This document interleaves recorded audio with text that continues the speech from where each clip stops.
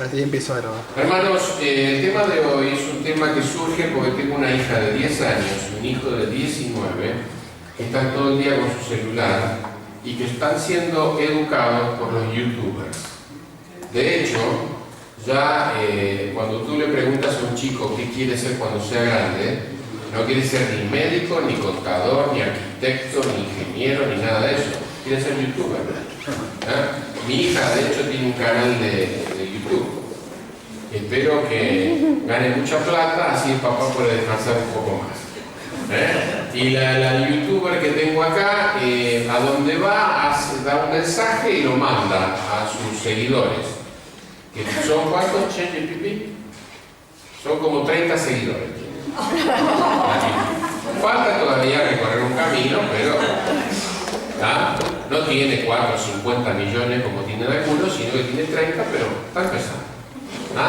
El tema es que ¿qué pasaría si Jesús tuviera su móvil y él fuera el youtuber o el influencer? En este momento se llama influencer a las personas que usan los medios de comunicación, Facebook, Twitter, WhatsApp y otros más, Instagram y demás, para comunicarse con el mundo. Hay gente que tiene 40 millones de seguidores, hay gente que tiene 50 millones de seguidores, 200 millones de seguidores. Entonces, cuanto más seguidores tienes, mejor rentabilidad tiene tu canal o tiene tu lugar de dar mensajes, porque cada red empieza a ver que tú tienes mucho movimiento y entonces te empieza a publicitar y te empieza a poner publicidad. Entonces la publicidad te la paga y por cierta cantidad de miembros que tienes seguidores también te paga. Y hay gente que vive de ser youtuber y no vive mal, ¿no? Hay uno que gana $2 millones anuales, un youtuber. No son los más, pero los hay. Entonces, ¿qué pasaría si Jesús fuera el influencer o el youtuber? ¿Qué pasaría con él? ¿Qué diría a través de las redes? Y como nosotros estamos hablando de Jesús en la normal, lo sigue siendo en el tipo de target que él busca para que lo siga. Cuando tú haces un canal, cuando tú te vistes en el canal, cuando haces la decoración de donde vas a hablarle a la gente, lo primero que tienes que decidir a qué tipo de público te vas a dirigir, qué target vas a buscar, de qué edad. Voy a buscar personas separadas, voy a buscar gente sola, voy a buscar jóvenes entre 15 y 20 años, voy a buscar jóvenes profesionales y universitarios entre 20 y 35 años. Y entonces tú empiezas a formarte y a investigar cómo funciona esa capa social a la cual quieres llegar. En la época de Jesús, un maestro, un rabí, buscaba a los más intelectuales y a los que mejor posición socioeconómica cultural tenían. Si yo fuera rabí en la época de Jesús, como en aquel entonces lo hacían los rabí, uno intentaría buscar a quién: los más inteligentes, los que forman la opinión pública, los que tienen conocimiento universitario, los que tienen una buena posición social, los que tienen estéticamente una buena cara, un buen cuerpo, para que eso venda lo que yo quiero promocionar y el mensaje que quiero dar a la sociedad.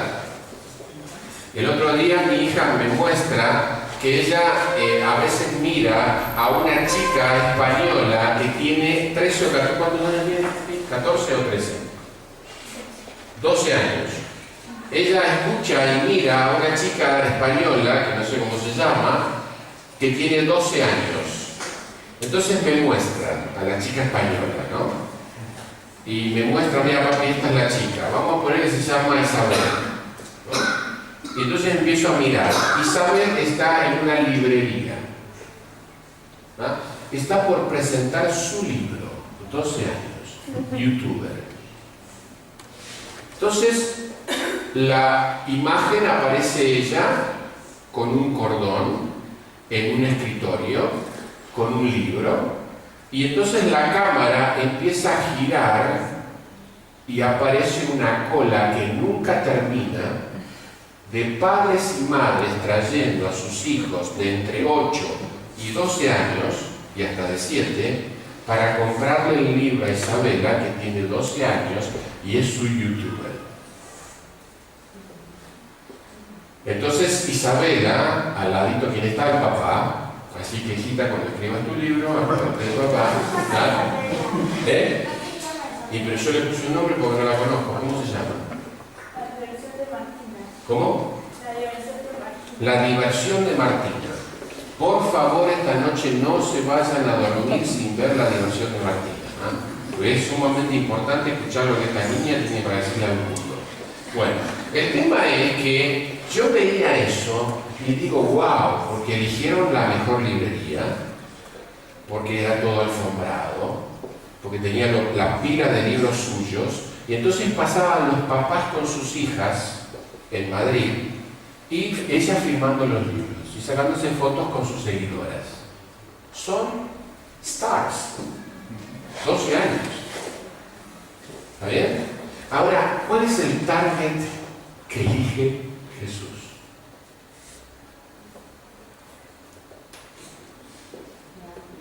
Mamita querida. Los tengo acá. Los tengo ahí en la Biblia. Vamos a empezar por el que más me gusta. Capítulo 6 de Lucas. Capítulo 6 de Lucas. La verdad que Jesús es anormal. Miren a la gente que elige. Vamos. Voy a empezar por el que más me gusta, porque no puedo creer que este hombre esté acá. Versículo 14 del capítulo 6 de Lucas. Entonces eligió a Simón, a quien llamó Pedro, a su hermano Andrés, Santiago y Juan, Felipe y Bartolomé, Mateo y Tomás, Santiago hijo de Alfeo, y Simón llamado Celote, Judas hermano de Santiago y Judas Iscariote, que fue el traidor. A ver, aquí parece que no hay nada extraño, hasta que uno empieza a investigar. Hay un tal Simón que es celote. ¿Qué quiere decir que sea celote? Terrorista. Celote. Terrorista. Terrorista. Podemos llamarlo también subversivo. Celote también se lo llamaba sicarios. Esa palabra ustedes la conocen mejor que celote. Se lo llamaba también sicarios porque tenían un arma en su ropa que se llamaba... No.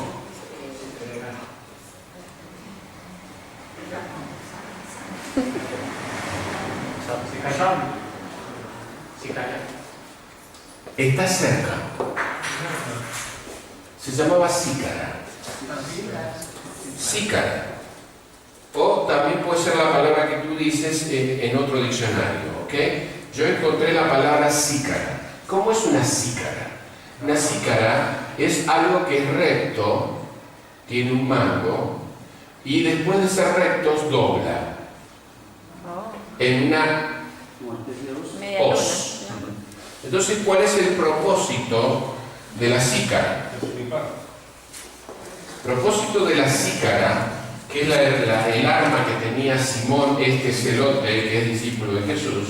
¿Cuál es el propósito? Quédate quieto, no te voy a hacer nada.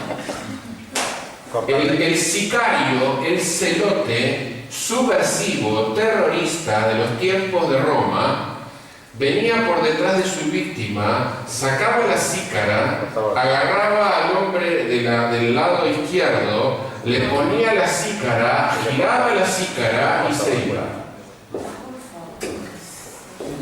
¿Estás bien?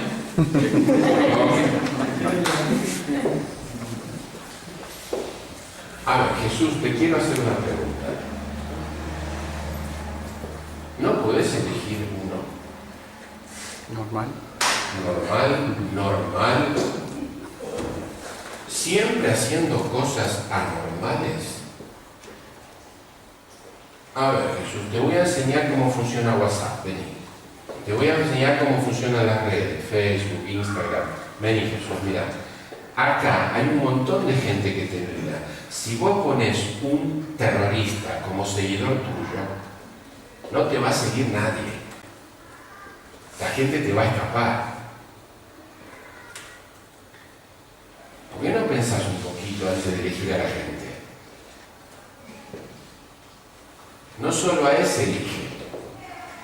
En Lucas también aparece otro. Acá está. Capítulo 5, versículo 27.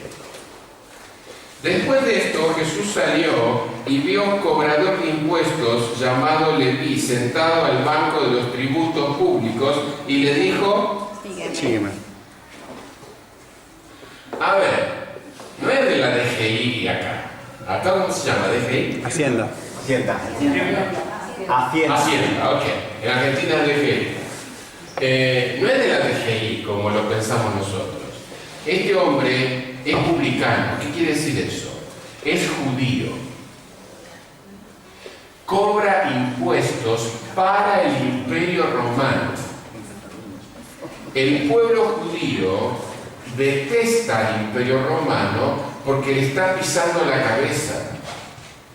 Y cuando un judío cobra impuestos para el Imperio Romano, Es un traidor. el pueblo judío lo odia. No solo lo odia, si pudiera, lo mataría. Este Mateo, publicano, además de cobrar impuestos para Roma, se hace su propia platita, cobrando un poquito más del impuesto a cada uno que entra en Jerusalén, y esa platita se la queda en su bolsillito. Cualquier similitud con la realidad en Argentina y en España es mera casualidad. ¿Está bien? Entonces, este cobró, agarra un poquito para él y lo pone en su bolsillo. Entonces, el odio que genera en el pueblo judío es tan grande, que tenían prohibido pisar la sinagoga. Eran excomulgados de la comunión en la sinagoga. No podían aparecer en ningún lado público porque tenía la gente tanto odio hacia ellos que corrían peligro en cualquier lugar donde iban. ¿Y qué hace Jesús? Elige a Mateo el publicano. A ver, Jesús, te vuelvo a explicar lo de Instagram, lo de Facebook, lo de WhatsApp. Mirá, ahí, acá, en la pantalla, te está mirando un montón de personas. Si vos elegís a un ladrón y te miran, la gente va a escapar de vos. Va a escapar porque tenés ya un asesino. Las manitos llenas de sangre de gente muerta. Ahora metés un ladrón. ¿Quién te enseñó marketing, Jesús? ¿Se dan cuenta por qué el título de la semana? Todo el tiempo Jesús hace cosas anormales.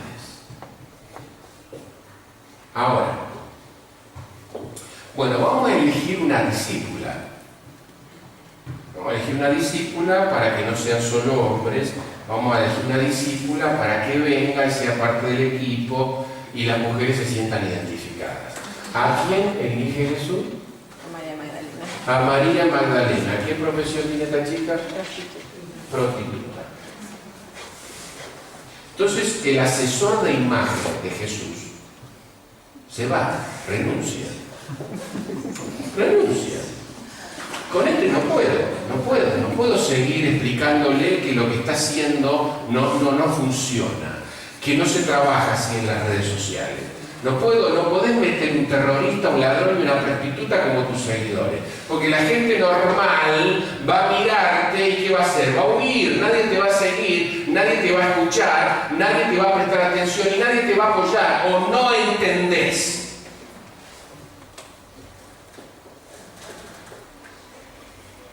¿Y a quién elige después? A Pedro, a Juan, a Andrés y a Santiago, que son pescadores. En España y en Argentina, si un niño en la escuela dice mi papá tiene profesión pescador, Está bien. todo está en orden. Pero no está todo en orden en la época de Jesús. Si un niño en Nazaret, en Galilea, en Judea, donde sea, levantaba la mano en la escuelita y decía mi papá es pescador, los compañeritos lo miraban como si fuera un mendigo que vive en la calle. ¿Por qué? Porque los fariseos no tenían contacto con nadie que tuviera una profesión manual, y menos con los ignorantes, malolientes y sucios pescadores. Un rabí judío nunca, bajo ningún punto de vista, elegiría como discípulo a un pescador, porque en la sociedad ser pescador es degradante. Entonces Jesús no solo elige uno, elige 4. ¿Qué hacemos como Jesús? Yo a veces me lo imagino a Jesús entrando a un lugar, ¿no? Caminando, y los discípulos atrás, y la gente mirándolo. Viene Jesús caminando, atrás Simón el celote con la cítara, al lado Pedro con la espada, porque Pedro tenía una espada, lo dice la Biblia, no lo estoy inventando. Pedro con la espada, al costado María la prostituta, atrás los 4 discípulos. Yo te pregunto, ¿querés ser parte de ese grupo? No. No. Vos y yo, que somos normales, salimos corriendo. ¿Quién quiere estar con esta banda de asesinos, con esta banda de ladrones, con estos promiscuos sexuales, con estos brutos ignorantes malolientes? No. A ver, los pones a los 12, por fin uno. Por fin uno. Por fin Jesús la pegaste en uno. Judas. ¿Entienden cómo funciona nuestro mundo? Yo no tengo ninguna duda que yo, si tengo que elegir al líder de los 12 discípulos, elijo a Judas. De hecho, en el deseo de toda la gente dice que cuando Judas daba una opinión y Jesús daba una opinión, los discípulos muchas veces le hacían más caso a Judas que a Jesús. ¿Por qué? Porque ellos, como nosotros, fueron educados para el prestigio.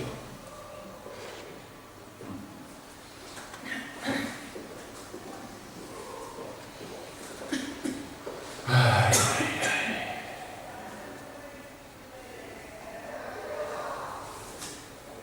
Las elecciones de Jesús son tan distintas porque sus parámetros para elegir son tan distintos que no lo entendemos.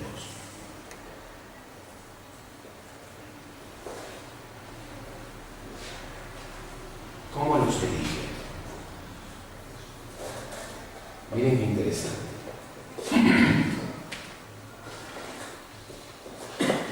Me puse acá para contarles algo.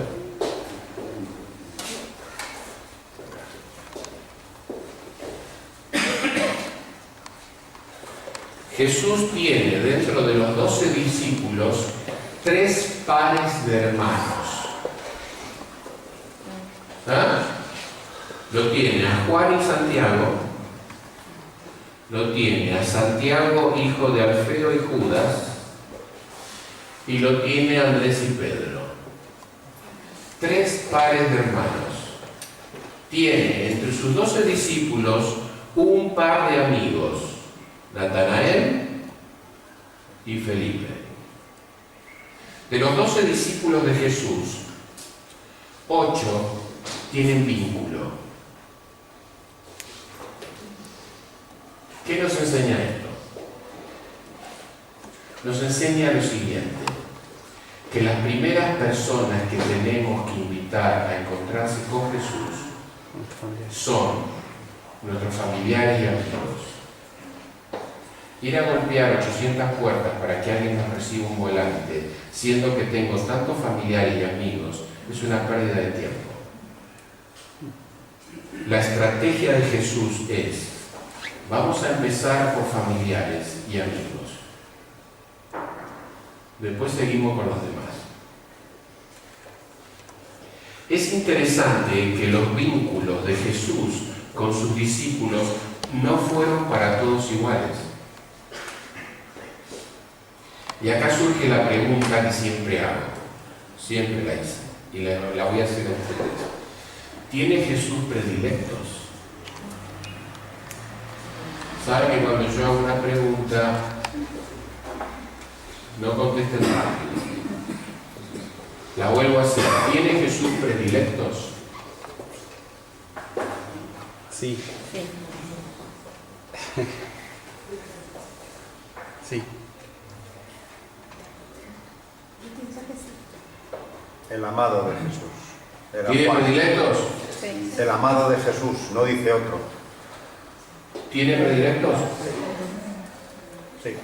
en este caso.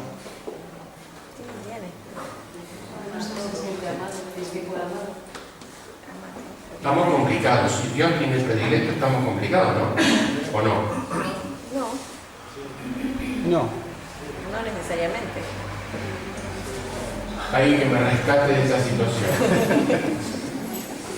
¿Tiene Jesús predilectos?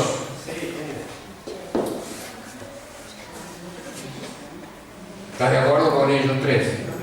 Nadie se anima a decir otra cosa.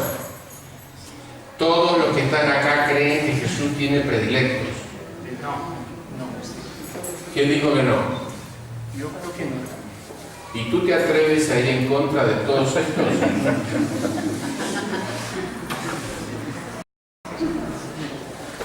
No.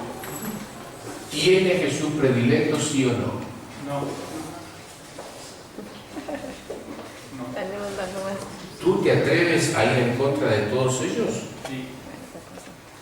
¿Tiene Jesús predilectos, sí o no? La palabra dice que no hace acepción de personas. ¿Qué me estás diciendo? Diferente. Que no tiene predilecto. Que no tiene predilectos. Bueno, ya hay tres por el no. No, pero no hacer excepción no es lo mismo que no tener predilecto. Ok. Acá Clarita se quiere pelear con vos. Entre ustedes, Clemente y Clarita, agárrense afuera, acá no se peleen, ¿ok? Yo creo que estira a todos igual, pero tiene afinidad más unos y otros. Tiene amor por todos, pero a veces tiene amores especiales.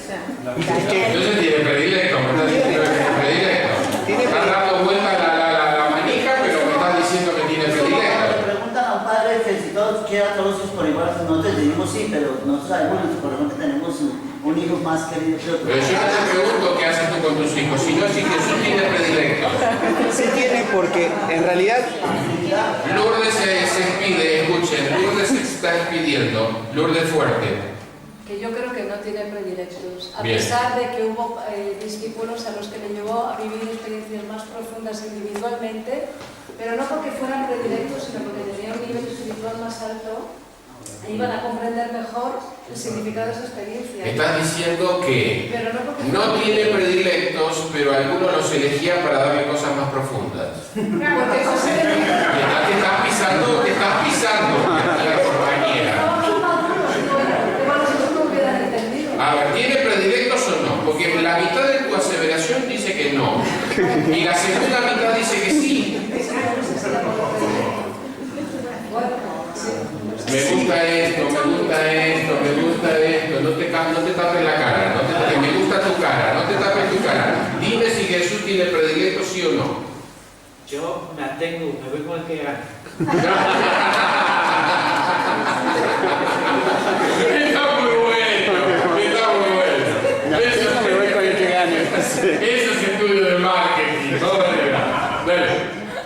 Lázaro, ¿qué era de Jesús? Amigo. Muy amigo. Sí. Por lo tanto, lloró mucho por él. ¿Y qué pasa? ¿Había predilectos? ¿Pero estás enojado? Porque me estás hablando tan enfáticamente que me estás insultando. Puedo enojarme, pero no quiero. Ok, perfecto. Vamos.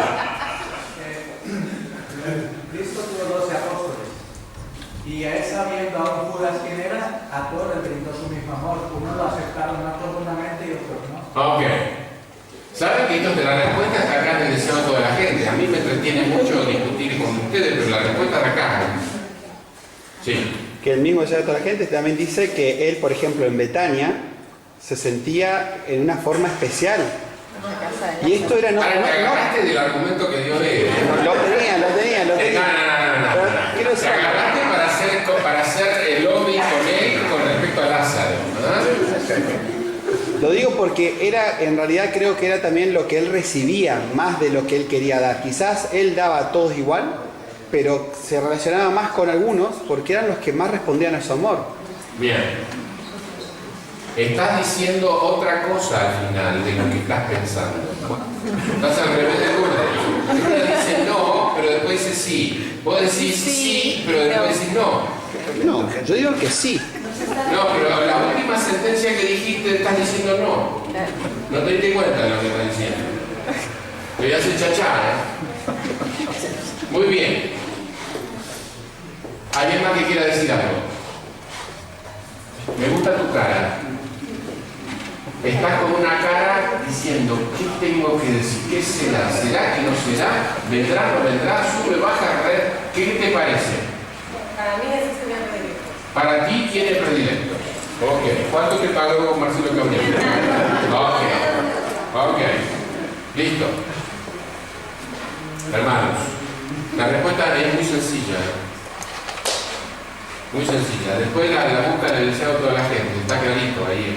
La ordenación de el capítulo, la ordenación de los 12. Se llama. Lo leen esta noche, está espectacular. ¿Está? Allí, en ese lugar, Elena White dice.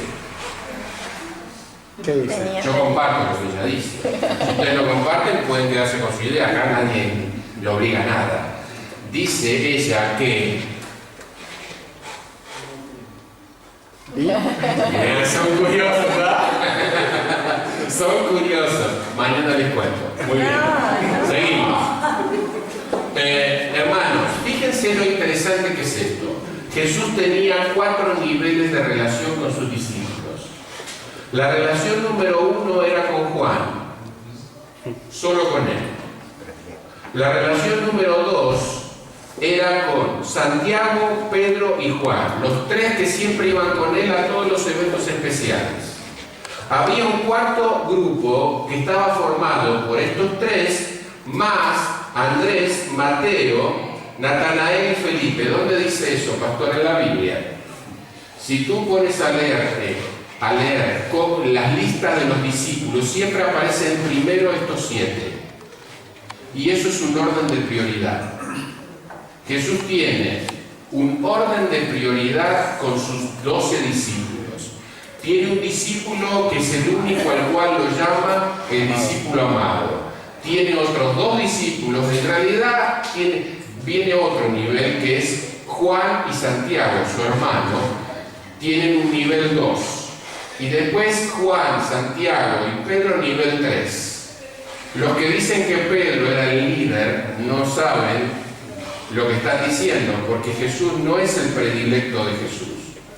Pedro. De Pedro. ¿Ah? Pedro no es el número 1 en la lista de los discípulos. El número 1 es Juan, el número 2 es Santiago y el número 3 es Pedro. Entonces, la mamá no es en vano que la mamá de Juan y Santiago viene a Jesús a pedirle, mira, mis hijos son los número 1 y 2, así que ponlos uno a la derecha y otro a la izquierda. La mamita. ¿Está bien? Entonces, el otro nivel, el número 4, está Judas Iscariote, Tomás, Judas, hijo de Alfeo, y Santiago, hijo de Alfeo, y Simón el Celote. ¿Está? Ahora, ¿tiene Jesús predilectos? Sí. Sí.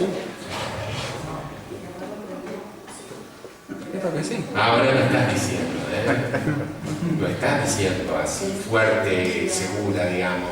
Estás titubeando ahora, ¿verdad? Ajá. Hermanos, Elena dice que no tiene predilectos. Pero dice también que yo puedo elegir ser predilecto de Jesús. ¿Entiende la diferencia? Él no tiene predilectos, pero Juan eligió ser el predilecto. Esto es maravilloso. Y ustedes y yo podemos elegir ser el predilecto, pero no depende de Jesús, depende de mí.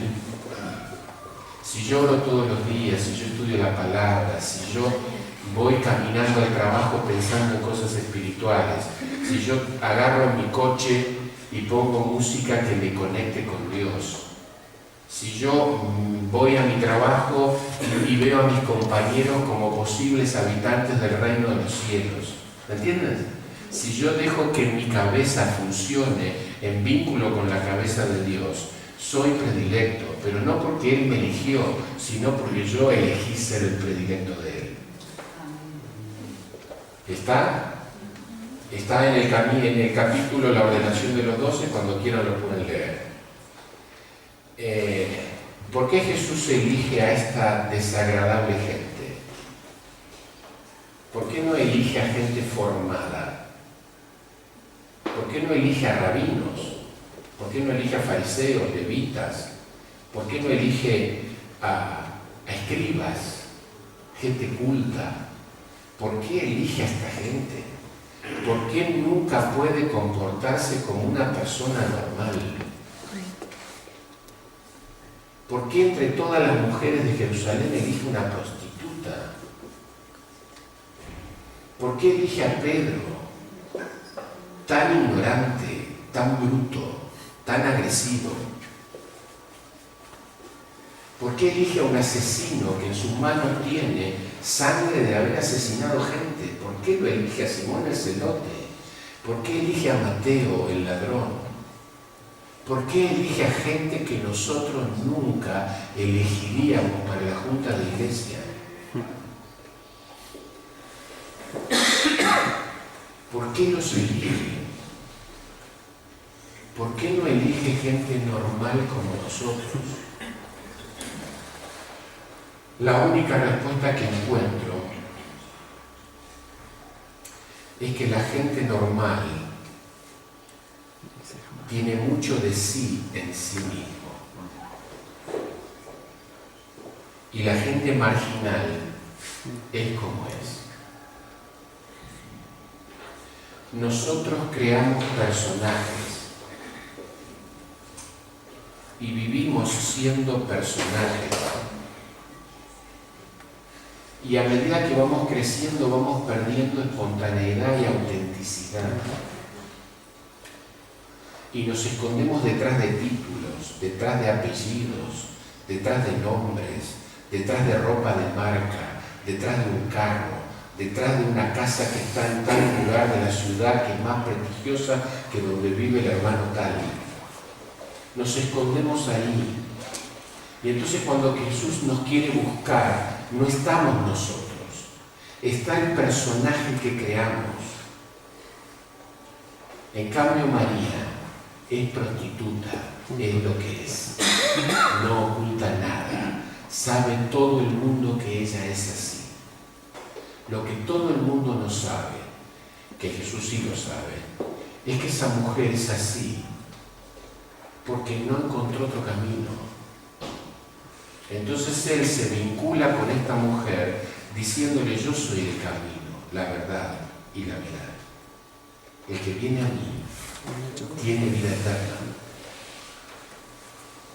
Entonces esas personas que son como son, que son auténticamente lo que son, Jesús las toma, las invita, porque escucha que en esos corazones hay búsquedas, que quizás en los nuestros, que somos tan normales, que nos eligen para los cargos de iglesia y que somos parte de la junta de iglesia, no lo somos. Por eso esta mañana cuando hablábamos de la chica que entra a la iglesia con una pollera corta, falda corta, y con un escote, y con aros, y con collares, y con el pelo pintado, no es eso lo que hay que mirar. Hay que mirar y aprender a mirar como Jesús. Hay que mirar esos corazones que están buscando a Dios y los buscan pintándose el pelo, poniéndose un escote, ropa ceñida, adquiriendo una actitud seductora, pero están buscando a Jesús. El chico de 18 años que se droga con cocaína está buscando a Dios. Y Jesús tiene la capacidad de descubrirlos y de verlos y de invitarlos. Entonces, cuando están con Jesús, son transformados. Porque Jesús no los deja así. Los transforma en lo que fueron. Los transforma en el Pedro de Hechos de los Apóstoles, en el Juan de Hechos de los Apóstoles. Juan, el discípulo amado. ¿Cuál era el sobrenombre que tenía? Boanerges, hijo del trueno. A ver, hijito del trueno, vení, corazón. ¿Por qué le decían hijito del trueno? Porque era irascible, nervioso, violento. Un día pasó por Samaria y como sabían que era judío, no lo quisieron atender. Entonces volvió a Jesús y Juan, el de hijitos amados, ese es el de hijitos amados, le dijo a Jesús: Señor, no nos atendieron, ¿querés que los quememos? A esa gente elige Jesús. Yo siempre cuando hablo de este tema tengo claro que yo no hubiera sido elegido discípulo, porque soy demasiado normal.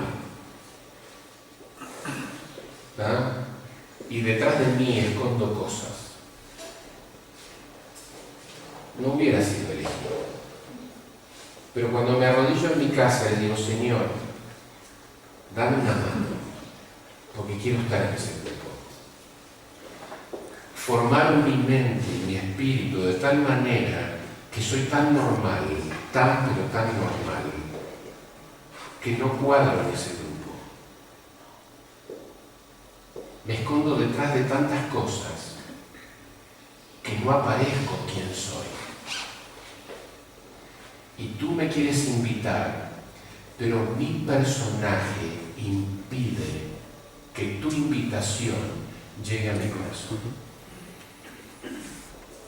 Porque tengo que defender tantas cosas que inventé acerca de mí mismo, que no me puedo dar de corazón a tu presencia. Eso es lo que hizo María Magdalena, se dio de corazón. Lo que hizo Pedro, se dio de corazón. Y Jesús los miraba y pudiéndoles haber revelado las profundidades del universo, se dio cuenta que eran limitados, que no lo podían entender. Pero así todo, insistió, hasta que María Magdalena llegó a ser la principal líder cristiana en este mundo después de la muerte de Cristo.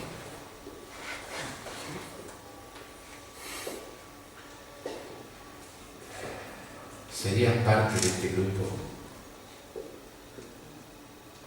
tan desprestigiado,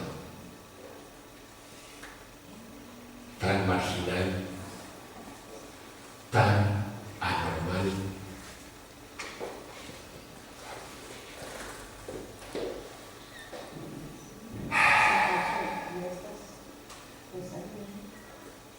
Jesús me confronta conmigo mismo.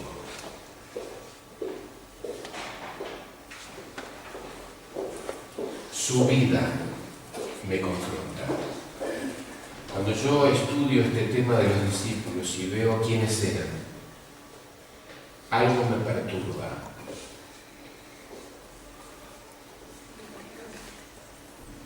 Fíjense qué cosa tan interesante, y con esto quiero terminar. Me olvidé de contárselos.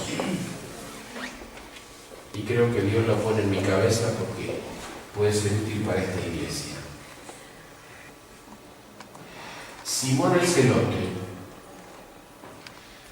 pertenece a la extrema izquierda política de los tiempos de Jesús. Extrema izquierda. La izquierda armada, violenta. ¿Verdad? Como estaba en el País Vasco, ¿se acuerdan? Los etarras, esa es la extrema izquierda. Los que quieren imponer sus ideas políticas a través de las armas. En Argentina tuvimos los montoneros, en Uruguay los tupamaros, y así. En México el comandante Marcos, y así, toda la historia. En la época de Jesús, Simón el Celote representa la extrema izquierda del panorama político de la época de Jesús. Y Mateo representa a la extrema derecha.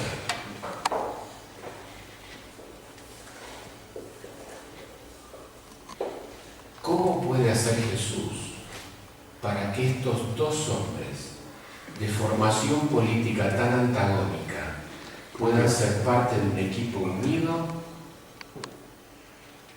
respetuoso y victorioso?